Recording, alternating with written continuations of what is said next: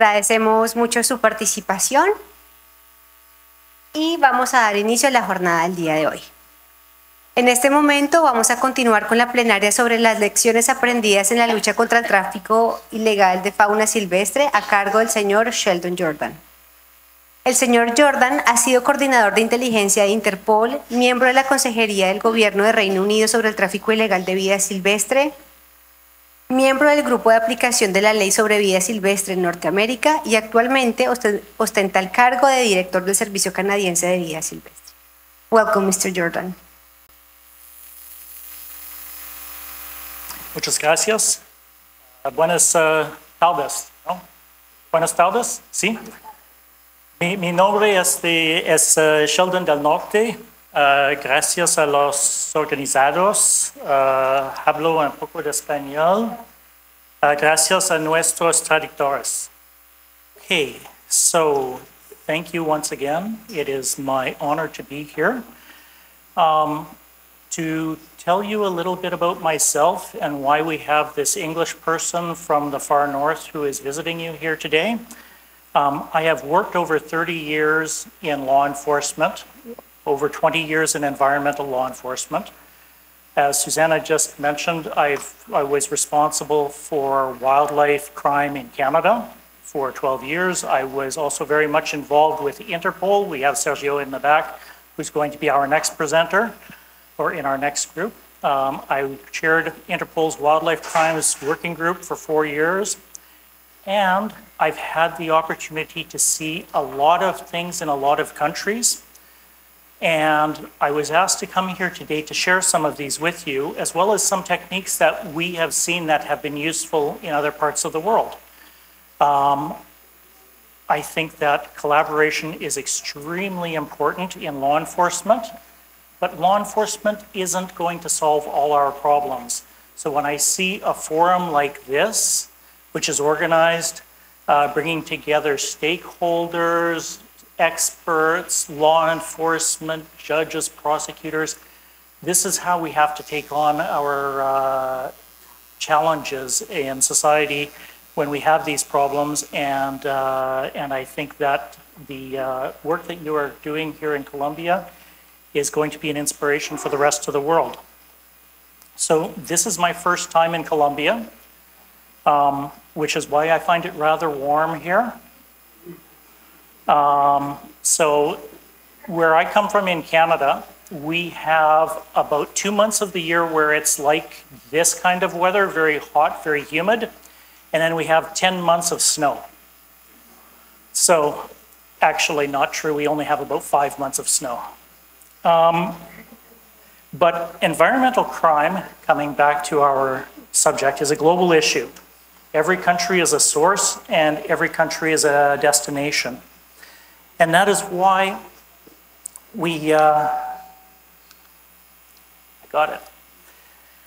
that is part of the reason why there is so much emphasis and so much effort being put into fighting environmental crime. So for example, within the United Nations framework, there have been resolutions every 2 years on fighting wildlife crime and forestry crime. When I say wildlife crime, I'm not talking about animals, I'm not talking about plants, I'm talking about animals, plants, trees, fish, everything that is alive. For me, that is how I define wildlife crime for myself. There have been resolutions every 2 years that the Secretary General of the United Nations has to report back to the General Assembly on. This event is probably going to be part of that report.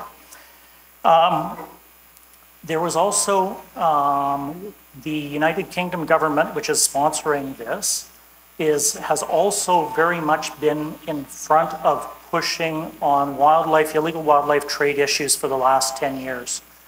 I've worked with the United Kingdom government. I'm on one of their expert groups advising on illegal wildlife trade. And just a short little story to show the importance of this. In 2018, I was in London for the London Conference on the Illegal Wildlife Trade. And that was, of course, sponsored by the British government. But they brought together all of the environmental ministers from the Americas. And my minister asked me to sit in the meeting. So there were environmental ministers in London from all of the Americas there, and there were two things that really struck me. Number one was that they were all saying how environmental crime was a big issue that was being underrated, that was not being thought of in strategic terms. And number two, because so much environmental crime happens outside of our cities, it has a big impact on rural people and especially Indigenous people. And we need to engage and collaborate with Indigenous peoples right across the spectrum when we're looking at environmental crime in the Americas. I came out of that meeting very much enthused with the strategic work that was being proposed. That resulted the next year in the Lima Conference on the illegal wildlife trade, which happened over in Peru. Okay, closer? Okay. So what I'm going to speak about today is some things around how we can better implement crime strategies, some things that I've learned, some mistakes that I've made, and I will show some examples from my country and elsewhere. So I'm going to look at intelligence-led policing. Now, we're going to take a look at intelligence. I'm going to presume that everyone here in the room has heard of intelligence in law enforcement, criminal intelligence. I am going to guess that everybody has an idea of what it is. I am also going to guess that there are probably 40 people in the room, 50 people in the room. There are probably 40 or 50 different definitions of what it is too. Because intelligence-led policing, intelligence in policing has a number of different colors, and those colors can be different. And those colors being different might have different strengths and appropriate times to use them. So there's been a lot of emphasis on it coming from governments, non-government organizations, policy experts, academics, stakeholders. But in reality, here's a little secret. Most agencies with intelligence functions are not intelligence-led. I'm going to come back to that. But that's okay, because there's intelligence-led and then there's intelligence-fed. One of them, you're using intelligence to make your strategic decisions around where you're going to put your efforts. The other, you're using intelligence to make a short-term effort better, often in investigations. I think the translators understand. So I'm going to speak to my former organization. So I should say I recently retired from Environment and Climate Change Canada. And then I completely failed at retirement because 2 weeks later they hired me back. But I'm going to talk about my former organization's journey to implementing intelligence-led approach. And I'm going to use a case study here. So let's take a look at what is intelligence-led policing and what it is not. Often it's easier to start with what something is not. This is a typically Canadian thing of explaining things, because Canadians, you ask, what is a Canadian? We say, well, we're not from the United States. You look like them, you talk like them, but we are not them. Is there anybody from the United States here? Crap. And we have the same accent. So, intelligence, often as it is very close and very often used with investigations. But what it is not, it isn't assigning an intelligence analyst or assigning an intelligence officer to an investigation. It is not investigative. You're not looking for evidence. If you're looking for intelligence, you shouldn't be looking for evidence. Evidence is a separate job. Evidence comes after the intelligence. You're not doing undercover operations. Now let me say something here. Undercover operations are a tool. Undercover operations can be used to collect evidence in an investigative context, right? It can also be used to collect information in an intelligence context.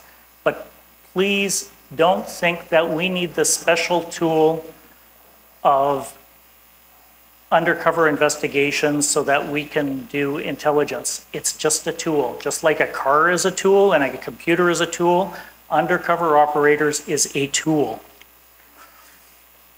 It is not a crystal ball. I've worked in intelligence, criminal intelligence, as both a practitioner and as a manager for 30 years. And I still have people asking me to tell me, what is the intelligence going to tell us so that we can just know exactly where the bad guy is going to be and when the bad guy is going to be there. And finally, here's the thing about intelligence-led enforcement. And this goes back to some of the presentations that we had this morning. It isn't limited to police. The work that you do when you're collecting intelligence for law enforcement purposes should also be feeding into your other strategies. So your compliance strategies, your education strategies, your engagement strategies.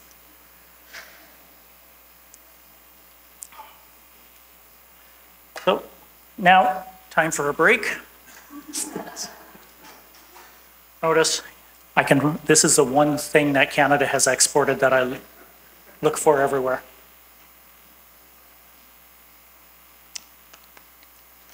So what is intelligence-led policing? It is a management approach. The fact that you are a manager and you hire somebody to do intelligence doesn't mean that you're an intelligence-led organization. It means that you have somebody who can do intelligence and you're not using them properly. Intelligence-led policing is a management approach. It's a management tool. This is something that I've learned over my career. My first 10 years as an intelligence analyst before I moved into management, I did so many reports that were not used by anybody. Because why? Because they didn't ask the right question. They didn't ask a question that they could have an influence on, and just basically not knowing what to do with this piece of paper in front of you. And I'm sure anybody who has worked in research or academia knows the same feeling about writing papers that don't get read by anybody. That was a joke for all the academics in the room. We have the same problems. So it is also a tool to improve strategy development. It is systematic collection, evaluation, management, and analysis of information. Intelligence is not a crystal ball. What it is a lot of information which you go into to try to find trends, or you try to find potential linkages and other things to help better take on your crime problem. It looks at the criminal element, but it is, like I said, more broad than police powers only. Okay, so the next one that I'm going to look at, so if you have not already looked at this, go to the International Consortium to Combat Wildlife Crime. So the International Consortium to Combat Wildlife Crime is made up of UNODC, who's that? It's hard to tell. Interpol, the CITES Secretariat, World Bank, and World Customs Organization. And this was actually developed by the UNODC for the International Consortium. But this toolkit basically is a list of things that looks at all the different parts of what you need to have a good, solid framework to take on environmental crime. What do you need? You need proper laws. How good are your laws? What are the strengths? What are the weaknesses? Regulations. What is your enforcement capacity? What is your enforcement training? What is your enforcement powers? What about the prosecution and the judiciary? Are they fully briefed and aware on the impacts of the crime that's happening in front of you? This document was produced in several versions now, but one of the, if you look at the list of blue boxes, you'll see that result number 3, so the second one, oh, it's not blue on that screen, okay, it's great. The second box on the top line is about using intelligence to guide operations. So this is available online. And I encourage, and it's also available in Spanish, English, French, and probably a half dozen other languages. I encourage you to take a look at it. Within this toolkit, the UNODC actually goes into countries and does evaluations at their request of their entire frameworks around wildlife crime. I encourage that for your countries. But even if you don't, like for example, Canada did not, I gave this document to my internal evaluators and my internal auditors to take a look at and use it as a tool within our own organization. So maybe your organization isn't big enough that you have control of everything that happens in government, but you might find some interesting information inside this toolkit. So I strongly recommend that. So I'm going to go back and do a quick look at what is information and intelligence. So information makes intelligence, and intelligence should be feeding your decisions. So let's start at the top. We're looking at the identification of a problem, which means you're the boss or you're the officer or you're the policymaker, and you're saying, you know, I think we've got a problem here with, let's say we've got illegal forestry in my sector and it seems to be happening in a certain way. We think we have a problem here, but I don't know where to place my resources. Or maybe I don't know where to best place my resources. Normally you will start with intelligence collection. Then you will evaluate the information that comes in. So you might collect your information from where? From data banks. You might get it from libraries. You might get it from your old files, your criminal files. You might get it from academic records in universities somewhere hidden away. You might get it from dealing with speaking with informants or sources or other sorts of places where you can get information. Then you have to collect it and store it. Now here is one of the things that I've learned that is a big challenge for most law enforcement organizations is storing information properly. Because why? Number one, what do you have? You might have an agency database. Probably your agency database is old and your agency database does not have the right kind of fields for the kind of information that you're trying to store. Or, here's the one that always happens, the officers don't trust the database, so they keep it on their personal computer and don't tell anybody. The best intelligence in the world means nothing if it doesn't get used. So a big part of the challenge, of course, and this goes back to the same thing as we were hearing this morning around data collection, around data storage, around making it available, is that enforcement agencies need to look beyond enforcement agencies to get inspiration, this is my opinion, on how to better collect, manage, and use data.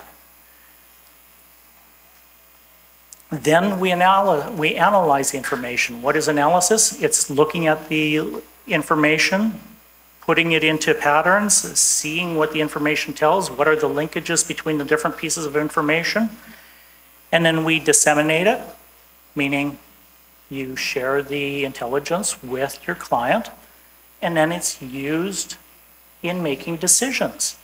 Now, this is the way it's supposed to work. usually what happens is that there's a whole bunch of different things and it goes up and down and sideways and back and forth. But this is the core of intelligence. But here's another thing. This is not really all that different from academic inquiry. If you're a researcher, this is not that different from evidence collection. If you're an investigator, it's the same process. It's the same mental tools. So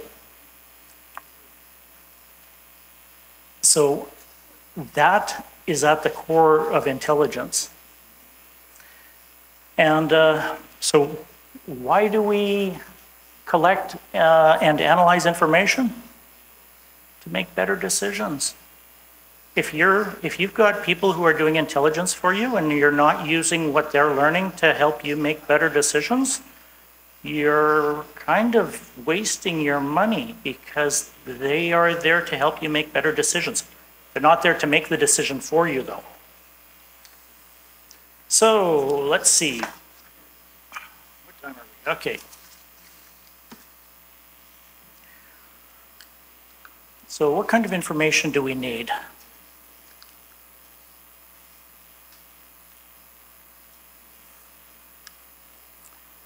So let's take a look at criminal intelligence. Now, before we begin, I'm going to ask a question or two. So, Susanna? So, I don't speak Spanish, but I do speak candy. And I did bring candy from Canada, and I probably don't have enough candy for everybody, but I did bring some candy from Canada. So, Susanna, I need you to help me with this.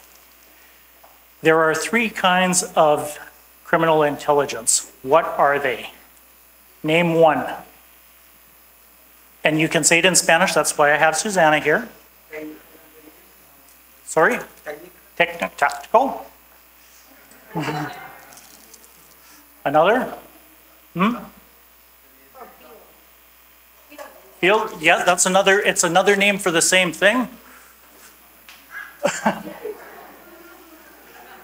Okay, financial? Financial is like a subset, but I'm going to give it to you anyways. I can't take these back through customs. Of course. Others. Sorry? Data analysis, it's a tool, but I'm going to give you a candy anyways. Human intelligence, you've already got a candy. Strategic, who says strategica?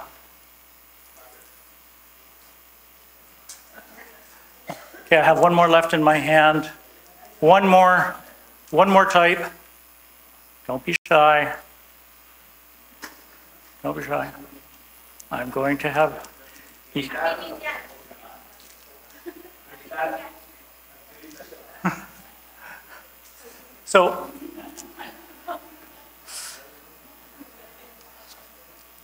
So I break it into 3 types of intelligence: strategic intelligence, tactical or investigative intelligence, and operational intelligence. That's okay because there are all sorts of different words for the same idea. But we're going to do a quick review of these and then I'm going to show you this in action. So, whoops. So looking first at strategic intelligence. Strategic intelligence looks at a big overall situation. Imagine you are on top of a mountain and you are looking down on all the valleys around. And you are looking, okay, we've got a lot of green fields there and we have an airport over there on the left-hand side and there's a lake in the middle. That's strategic. You can't do anything with it, but you can see it and you can plan what you're going to do when you go in there. So we're looking at things like risks. What is risk? Probability of something happening and the amount of harm and damage. It may be a commodity, a group of commodities, it might be a crime type, it might be geographical, but strategic is big picture. This is like your 3rd, 4th level manager needs to use this in your decision making, but the 1st and 2nd level managers need to be aware of it as well. And the field officers need to be aware. Why? So that they know what they're doing and why they're doing it. Tactical intelligence is a little different.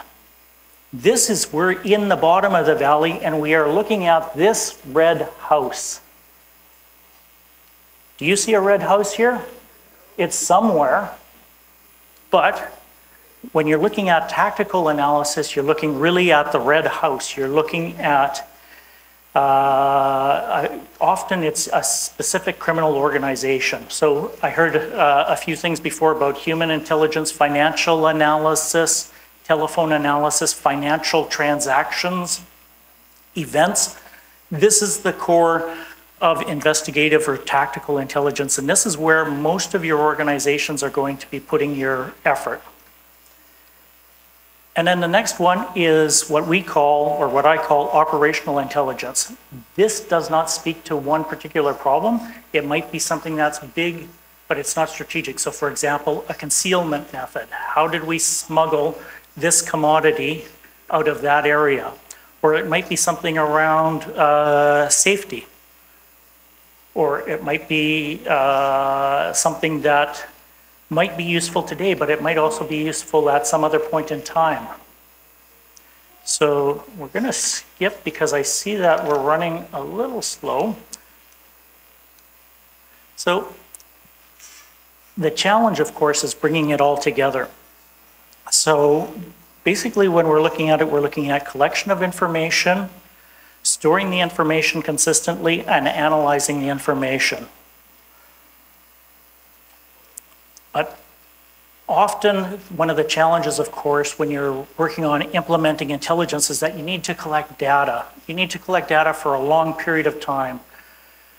Because everybody says, okay, we hired intelligence, tell us what to do. Well, intelligence is not going to know what to do. You need to collect data often for 2, 3, 4 years before you have enough data to be able to find out what's going on.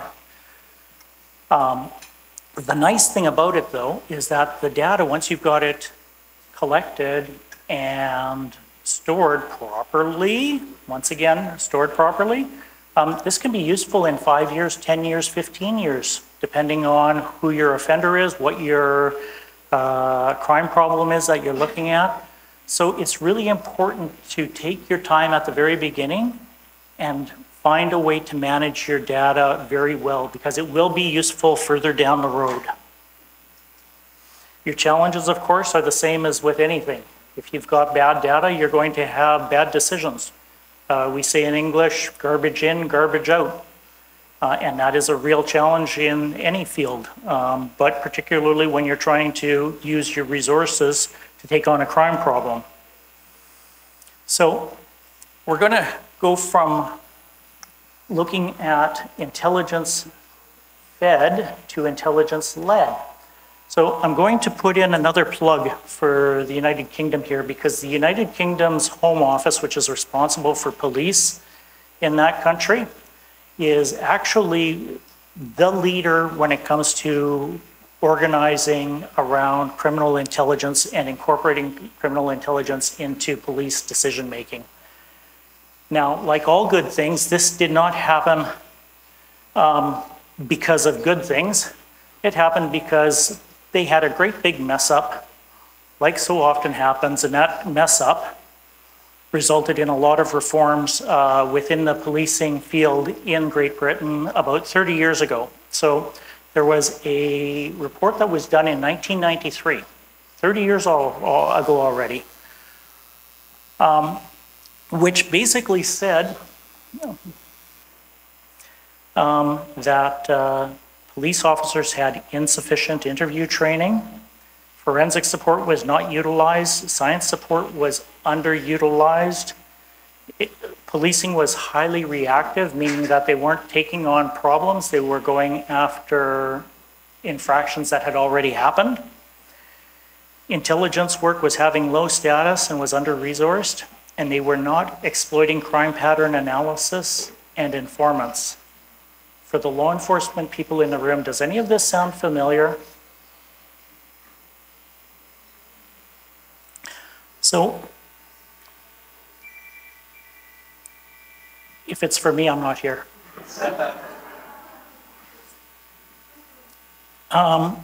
So Here is really what makes the difference with the UK intelligence model, and why I'm sharing it with you here today, because the whole idea behind the UK intelligence model, and it's been adapted in dozens of countries, is that it creates internal systems of accountabilities and responsibilities around developing and using intelligence. So on the left-hand side, you have all of your management problems. You've got crime, you've got criminals, you've got disorder, you've got problems. On the right-hand side, what do you want? You want to have community safety. You want to have reduced crime. You want to control criminality. And how do you get there? The key of this is in the planning and in the reporting. So you'll see in the green arrow in the middle, this is the key of the intelligence-led model in the United Kingdom. And it goes around tasking and coordinating processes. And it's really simple. Police commanders have in their annual objectives, they have to put together intelligence priorities. Then they have to create different committees at different levels, so that you have strategic and tactical, depending on where you are in the management chain, where you have intelligence coordination meetings every 2 or 3 months with a set agenda, with set questions, where you expect set answers, and they are accountable at the end of the year. What makes this different than just having an intelligence officer and an intelligence analyst in your organization is that this forces management to look at and invest in intelligence.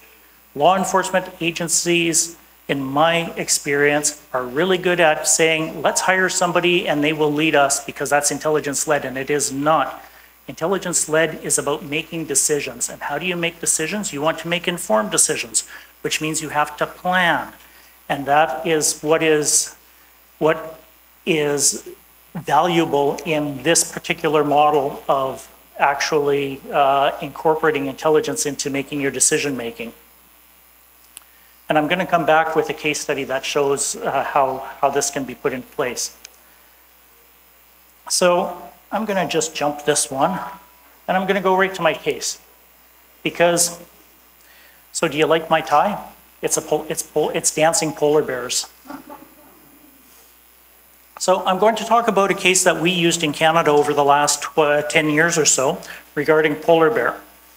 And you're thinking, Sheldon Del Norte, why are you talking about polar bears? We are in Colombia. You are 150 kilometers north of the equator. Well, we had a problem in Canada, and it has a lot of similarities to some of the environmental crime problems that we have here in Colombia. You have regulated harvest and trade. You have lots of international scrutiny. The world is looking at you. The world was looking at us on this issue 10 years ago. A lot of the crime, or the perceived crime, was happening in locations where there were indigenous communities with not a lot of trust in government, multi-jurisdictional, and you had law enforcement that was already there and was organized, but it was not organized for this problem. So we had to take a look at this. So I'd like to just point out, this is Canada overlaying Northern South America. So in the early 2010s, there was a lot of international scrutiny to stop trade in polar bears. Polar bear trade is actually a small trade. It's only worth a few $1 million a year, but to the people in the far north of Canada, it is very important because it is a mainstay of livelihood. These are very isolated locations with no other opportunities, culturally significant. And there were attempts to prohibit the trade in 2010 and 23 under the CITES. And what we were learning at the time was that there was a lot of stuff that we really didn't know. There were lots of people as well who said that there isn't a problem. This is sustainable, there's not a problem, don't worry about compliance and enforcement, we just need to make sure that we have our scientific data in place to show that we don't have a problem with illegal trade. So here's a little bit of geography about Canada. So first thing, I just want to point out Canada is made up of 10 provinces and 3 territories across the north. Most of the people live down here. Most of the bears live up here, which actually makes it kind of interesting because, you see, this is very barren and is almost inaccessible. So if you're going to have trade in polar bears coming from here to here, it has to go through certain places because there aren't a lot of roads or other networks. Also, I would like to point out that I am from this province here, which is called British Columbia. So I've got a little bit of Columbia in me.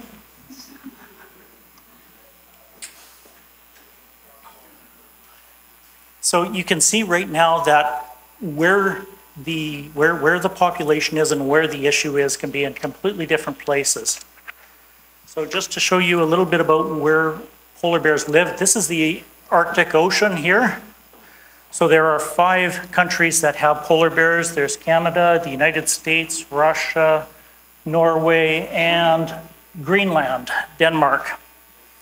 And as you can see on the next slide, generally speaking, the Canadian populations were healthy, and many of the others, we didn't know how healthy they were. So our challenge here was to demonstrate not only that trade was sustainable, that's the scientist's job, what we needed to show was that it was compliant with laws.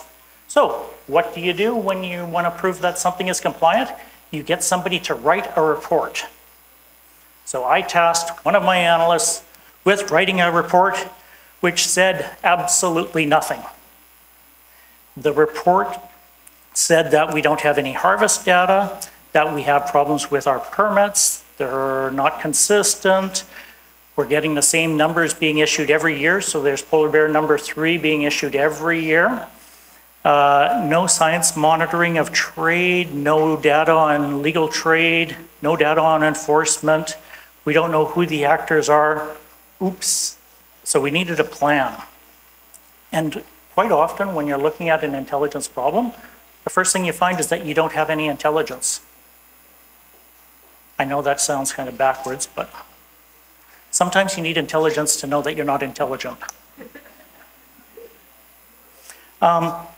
So let's see, we created a,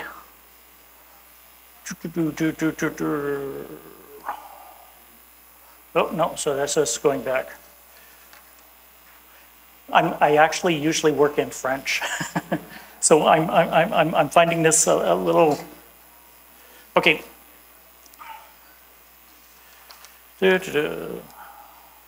Okay.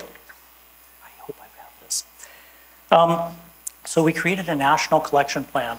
It was basically take the organization and find out as much as we can about polar bear. So we looked at polar bear harvest and trade, identified where those places are where the trade was happening, the choke points, developed partnerships with provinces and territories. Canada is a federation, so our provinces and territories have a lot of power with regards to the management of natural resources. The federal government, its role is really to pull everybody together and look at it from an international perspective. Work with wildlife authorities who didn't think that we had a problem and try to convince them that we need to look anyways, and do this all in 6 months, which led to our second strategic analysis, and that doesn't show up here on this slide. So anyway, the second strategic analysis we did about a year later, and what did we learn? We learned that in the 4 years previous, there had been a 500% increase in the price of polar bear skins going to market. So this was around the same time that we had the big increase in rhino horn, and we had the big increase in elephants, and we had the big increase in sharks. Well, the same thing was happening in Canada with regards to the polar bear. Permits were not being managed properly. There was little data consistency. However, we also learned that not everybody wants a polar bear. So we had a niche market. We could identify, if we put enough effort into it, we could identify who the players were and who the market was. We found that there was probably no illegal harvest, but there was probably a lot of illegal trade. And there's a difference here. Low chance of illegal harvest meant that these were being harvested within the numbers that were attributed. They were being harvested as they were supposed to be, most often by Indigenous communities, the Inuit. However, once they got out of the Inuit's hand, there were a lot of traders who would do whatever they could to get their skins out of the country, legal or not. And so we estimated that compliance was about 66%. Now that doesn't mean that all the non-compliance was criminal, but it does mean that we had a significant non-compliance problem. But we still had a challenge in getting support from influential decision makers and stakeholders like Indigenous peoples who don't trust us, industry who doesn't trust us. So what did we do? We took on, oh, that's fine. My pages went all crazy. Okay, so we put together a project team, and that project team included one person who was responsible for the overall operations. This person had the ability to task across the organization, right across the country, to organize inspections, to organize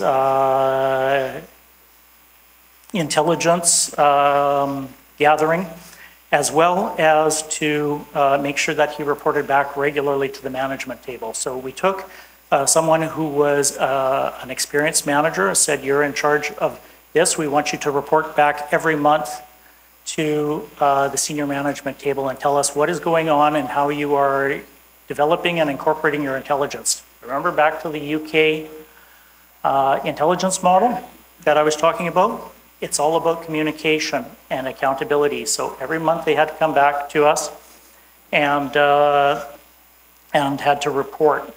As well, we had an intelligence person who was responsible for intelligence there. So that made sure that we had single points of contact who not only had the authority to do stuff, they also had the responsibility of reporting back to us.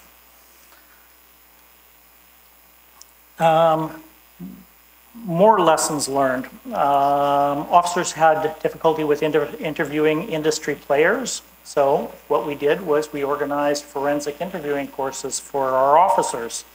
5 days. Every officer had to go through a 5-day course on how to interview people properly and legally, because we have to be nice. We had limited forensic and science support, so we engaged senior management saying that this was a priority and we needed to get your labs to help us. And taking intelligence that was unorganized and turning it into making intelligence as the basis on which we were making our decisions. Now, I'm not going to say every decision followed the intelligence. People have accountabilities and they have responsibilities, and sometimes you have you don't hire intelligence to make the decisions for you, but we did have intelligence that was feeding those decisions. So, doesn't this sound like the 1993 British report?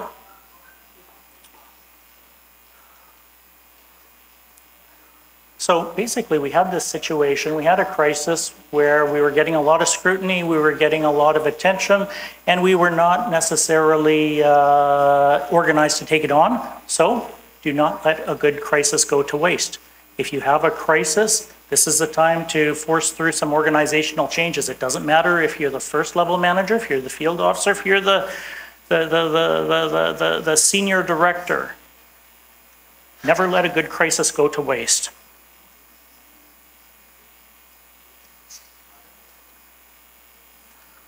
So, a few other things that we did while we were doing this, since we're into telling stories here. So we engaged science. We engaged with, and this is really the fun part about doing environmental enforcement, is that we get to deal with scientists all the time. So let's use them for all that we can. We use science to ensure facilitation of compliance and catching them. So we put together what we called was a three-prong approach. Okay, this, first off, remember how I was saying we weren't really all that trusted by Indigenous peoples? Well, we had to work with a bunch of people to help gain that trust. And how do you gain trust? Well, you have to do work together. So we worked with them, and it took a long time, but we eventually gained their trust. How? By involving them, by making sure that they were involved in influencing our decisions and showing them when we changed our mind because of information that they said. But also we realized that we could not have compliant polar bear trade without the participation of the Indigenous peoples. So what we did was we put together what we called a three-prong approach. And the basic idea is that every time that a polar bear was harvested, now remember, these are happening in very, very isolated locations. If a polar bear is harvested, everybody knows about it. So the conservation officers, the local Indigenous conservation officers would do three things. They would, number one, put a little microchip into the bear hide in a secret location so that we could find it later when it was in trade, and I'll come back to that. Second, they took a DNA sample. Why? Because that is the serial number of the bear. And number three, because we want to be nice to the scientists, we also took other samples for them to help them in their work.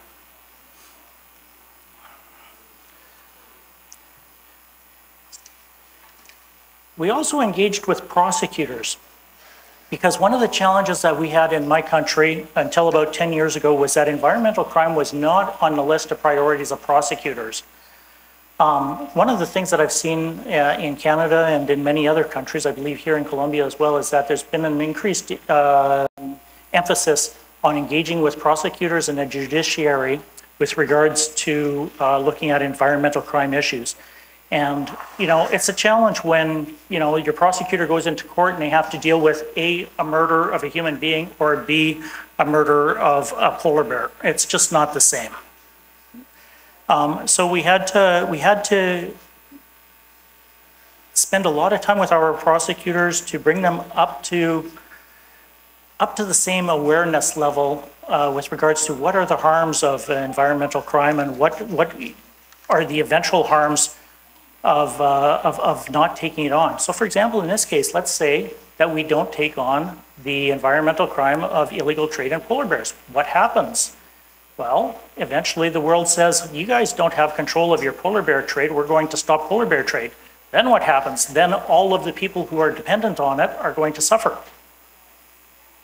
So what we did was we organized over 2 years workshops with prosecutors and investigators and managers looking at how we could better work together. What kind of information do prosecutors need? What kind of work do we need to do as investigators and as law enforcement to better help the prosecutors do their job?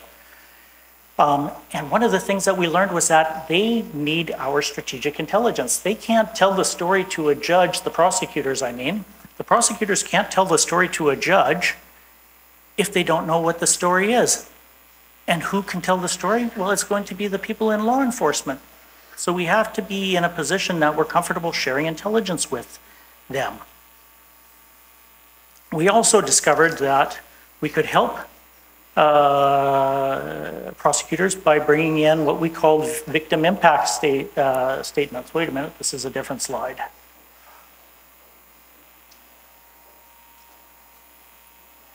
Oh yeah, okay, no, sorry. So enforcement officers and managers can regularly share strategic and tactical intelligence, victim impact statements, and share information publicly. It also sometimes means about, you know, when you have a good conviction or you have a big crime problem, to talk about it publicly so that you create awareness. So one of the things that we did was we developed what we call victim impact statements. And this is something that we took out of other criminal law, where, you know, for example, you have a serious public order type of crime, and the victim impact statement, let's say somebody was assaulted. And what was the impact on that person? Well, they had injuries that are going to be with them for life because of it. And then you tell that to the judge. Well, how do you do that for the environment? Well, it's kind of tough. We had a case that we worked with the United States Fish and Wildlife Service in the latter part, between 2006 and 2010, looking at the queen conch. That's this animal here. In French, it's called lambi. I don't know what it is in Spanish, but anyway, in Canada, we seized 27 tons of the meat of this. Now, try to explain how 27 tons of meat from a shellfish in the Caribbean means something to Canada. Well, we put together a victim impact statement that actually showed that the crime network we were investigating with the United States actually was responsible for eliminating 5% of the entire biomass of this species. One criminal organization was responsible for taking out 5% of the biomass of a species and selling it to restaurants in Toronto and New York. Put it in those terms, the judges are feeling a little bit more comfortable in handing out a significant sentence. So there are ways that we can work together, we need to work together, but we also need to be imaginative about it. Of course, let's see.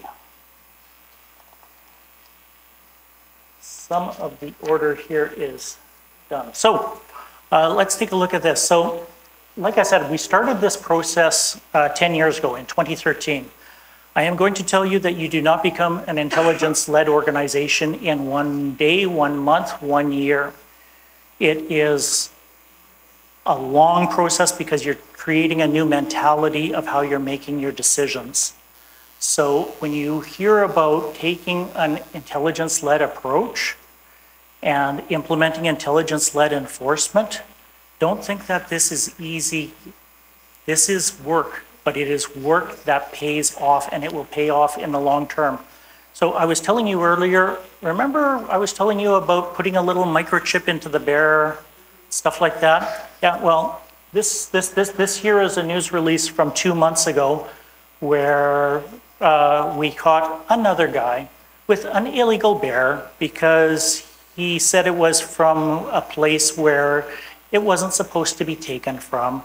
And the investments that you put into managing your information, collecting your information, creating your relationships with others is really, really, really, how can I say, it pays a long time after you originally make that decision. We had a conviction 2 months ago on a decision we made 10 years ago.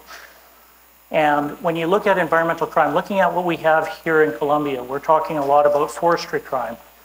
Well, what can we do to better track our forestry crime? How can we better track the legal trade and the illegal trade? There are a lot of tools out there. There are a lot of identification tools. There are a lot of tracking tools. The scientists, there are things that we can look at as regulators and as enforcers. But once again, this isn't something that can just be solved by enforcement. It needs to be done by regulators, by stakeholders, by industry, and all the rest. Which means if we're going to work together in an informed fashion, we've got to work together. Hang on a second. Okay, so the long term of this, of course, is to help contribute to the sustainable development objectives, especially number 16. We like that one in law enforcement. So just to give you a quick, do I still have a minute? I'm getting close. We're talking often about forestry crime here in Colombia, and I'd just like to share, a few of my own personal remarks. In Canada, forestry crime, we don't have a big problem with illegal forestry. What we do have in Canada is a big problem with wood that comes in from elsewhere in the world that wasn't harvested legally. We did an intelligence probe in 2016 that showed that 10 to 12% of the wood and wood products coming into Canada was probably harvested illegally or transformed illegally or transported illegally. So, illegal forestry isn't just a problem where it's cut, it's also a problem where it's used.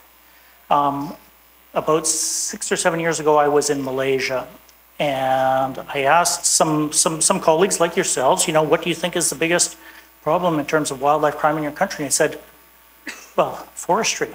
look at the environmental damage that's happening, but also look at the corruption that it's feeding, because somewhere, you know, forestry is a regulated product. Some of it is legal, some of it is not. But you have to get the not legal into the legal part of the value chain. How you do that? Well, it's by corrupting somebody in an institution, whether it be the company, whether it be the government, whether it be the transportation or whatever along the way. This is a global problem, and we're not going to be able to take it on if we don't share ideas amongst ourselves. Another thing that's been talking about is illegal mining. I'm not going to go into that except to say two things. Number one, I find it very coincidental that this week there is the 10th anniversary of the Minamata Convention on Mercury. This actual week, there's the Conference of the Parties happening in Geneva on the 10th anniversary of the Minamata Convention. The Minamata Convention limits the exploitation and the trade of mercury. And it is a huge problem, as you guys already know, in the Amazon basin. It's also a huge problem in Central Africa. And in that sense, I really do invite you to take a look online. There are a number of publications. I recognize most of them are in English. We do have Google Translate, which helps. It's helped me since I got here. Originally, UNODC called me up and said, would you like to come to Florencia? And I thought, yeah, I'll go and see the big statue of David and the Medicis. And I practiced my Italian. No, but seriously, another thing that you can do as practitioners at any level is just be curious. Go out and read, look for ideas, share ideas like we're doing here in this conference here today. So to close up, before everybody falls asleep,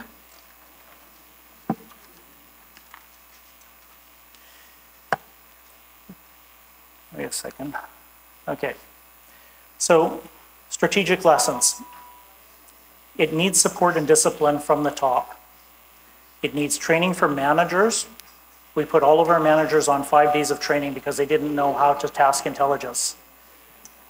It needs training for managers and officers. It needs regular scheduled tasking and tracking meetings. People need to be held accountable. It needs to be in your performance objectives, and there need to be consequences if this is not implemented at the end of the year. This is what we found when we were doing it. And please make sure you staff the right people for the job. An officer who has a broken leg is probably not going to be a good analyst.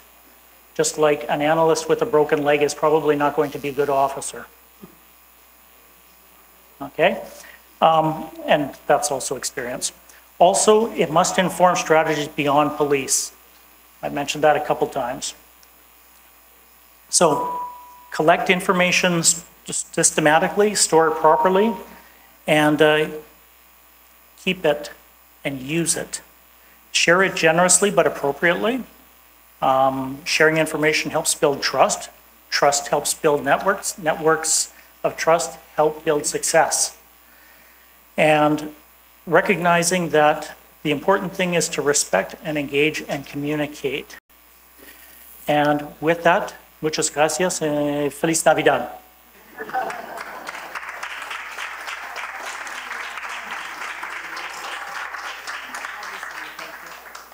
Thank you very much, Jordan. Bueno, ahora quisiera preguntar si hay alguna pregunta o preguntas dentro del público que quisiera formularle a Sheldon, por favor. Everybody who doesn't ask a question gets a candy. I have enough candies for today, so thank you. I wonder what is the difference between the environmental crimes and the common crimes, or not common crimes, but crimes such as drug trafficking, for instance. From your perspective, from the inner perspective, how the investigation, how the prosecution is different in comparison with other kind of activities that police or judges or even the army have to do to deal with these offenses. Thank you. Thank you for the question. 2 points. When it comes to a lot of like animal wildlife crime, what I found, so before I got into wildlife crime 20 years ago, my first 10 years before that, I was with customs. So what I found was that in the context of trade, illegal drugs and illegal wildlife are very much the same thing, same concealment methods, often the same people who are involved. We've seen in the Canadian context where wildlife crime, like trade crime, illegal wildlife trade, is most often opportunistic, meaning that we don't have big cartels that are working on it. We actually do have some organized crime around black bear gallbladder poaching and smuggling, which is an issue in my country because it's used for traditional medicine. But the long and the short is that quite often there are overlaps between these different crime areas. Why? Because the criminals are most often trying to, make money. When you're looking at more industrial types of environmental crime, so for example, illegal fishery, illegal forestry, that's a little more difficult because it takes a different skill set. These are businesses, and they are run more like businesses than some of the other wildlife crime that we've seen in my experience. Why? Because you have a lot more paper that's involved.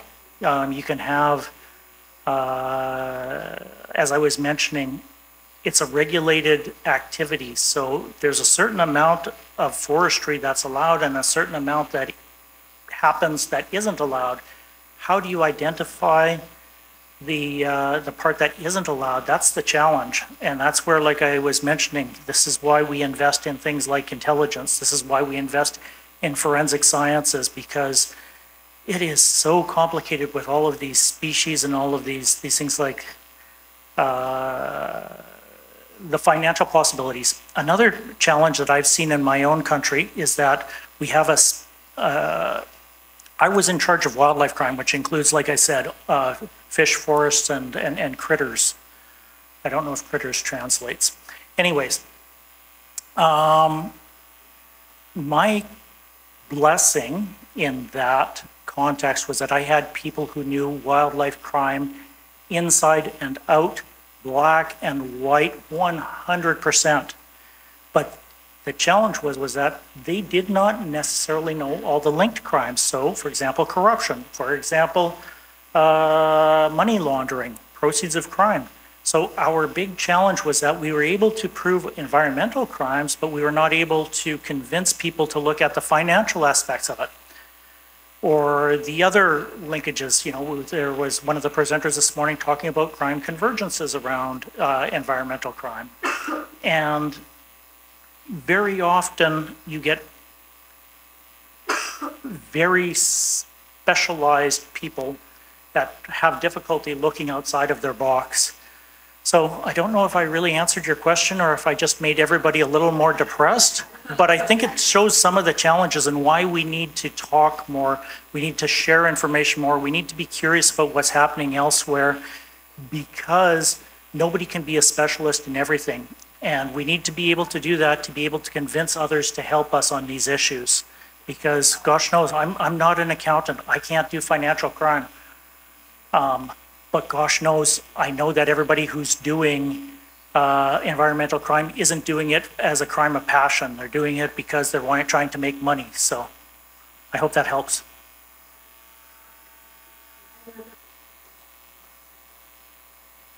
Thank you. About the global indicator framework tool, what are the main advantages of applying in our countries? Can you hear me? Yes. Okay. Thank you. The IQUIC, the International Consortium Indicator Framework, is really, really useful in terms of evaluating how strong your tools are. in terms of your tools being what is your legislation, your regulations, your frameworks around the whole legal part that makes something legal or illegal or partially illegal, depending on how much it is regulated. It also looks at your different attributes that you're going to have to take on the problem. So, for example, your law enforcement. What are your law enforcement powers? What are your law enforcement capacities? Do you have intelligence capacity, for example? Do you have trained investigators? Do you have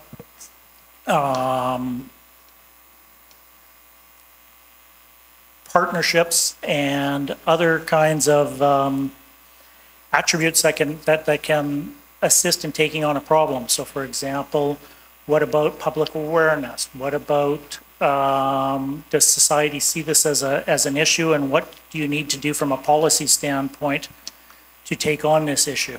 So, I guess what I like about the iQuick framework is that it is a great checklist of all the things that you need to have an effective and hopefully an efficient, I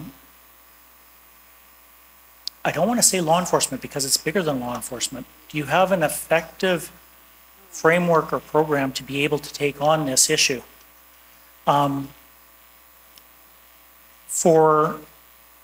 As I mentioned before, there are a number of countries, probably 20 or 30 countries, who have used this as a kind of self-evaluation, or they have brought in UNODC to do this evaluation with them, to look at how do we strengthen our entire spectrum of taking on illegal wildlife crime.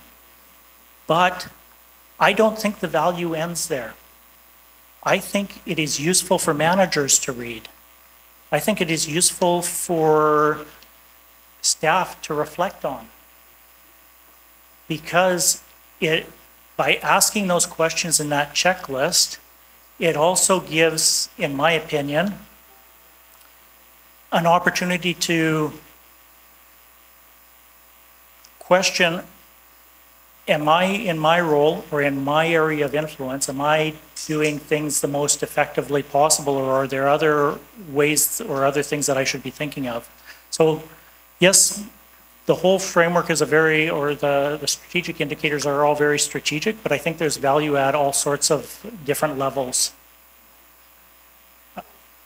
Does that answer your question a little bit? Anyway, I think it is a great tool, and I will take it out like the Bible and John the Evangelist, and I will speak its truths.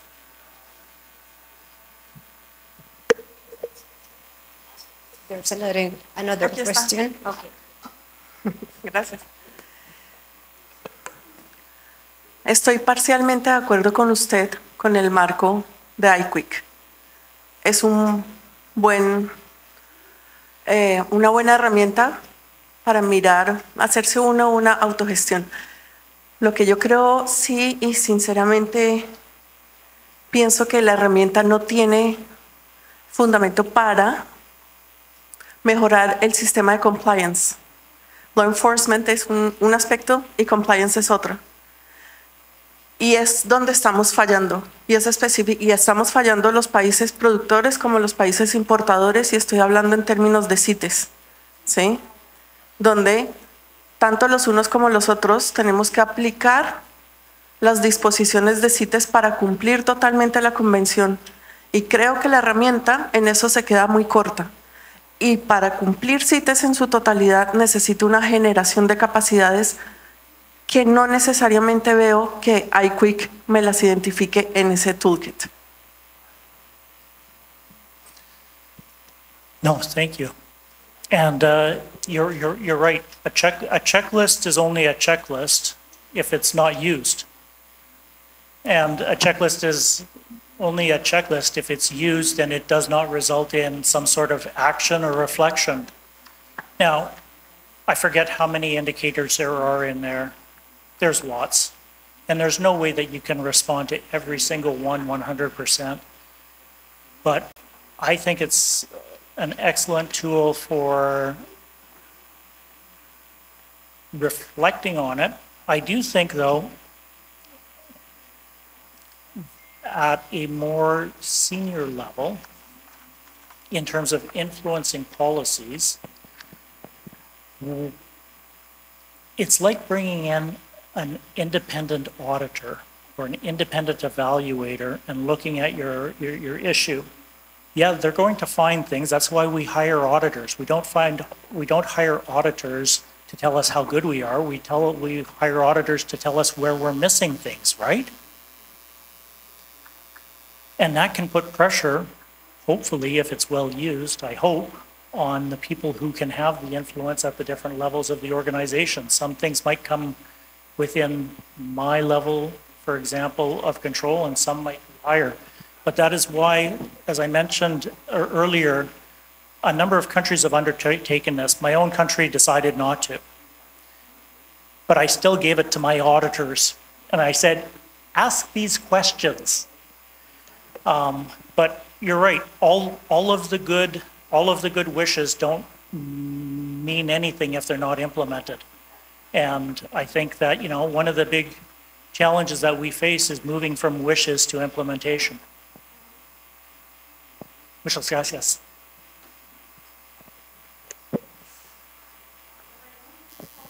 Okay, so the rest of the candies will be outside for the coffee break.